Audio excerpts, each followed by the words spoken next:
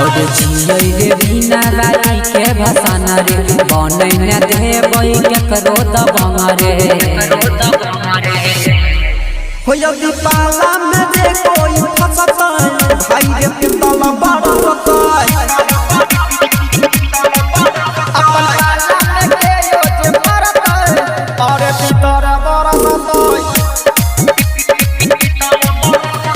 DJ Kanchan Raj Hajipur Vaishali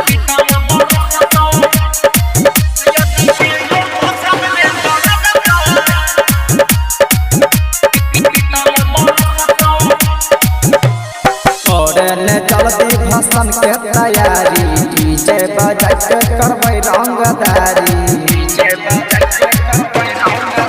ओरे कोडन जल्दी भसन के तैयारी डीजे बजा के करबै रंगदारी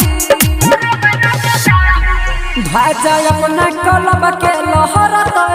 फेरो पितल बरसत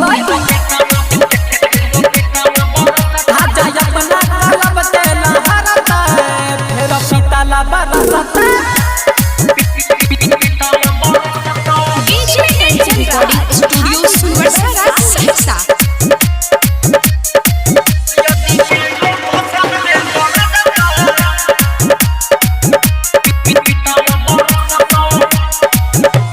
करबै भसाना बिना वैली के साना में महुआ चढ़ै कहेरे रहबै गुमाना में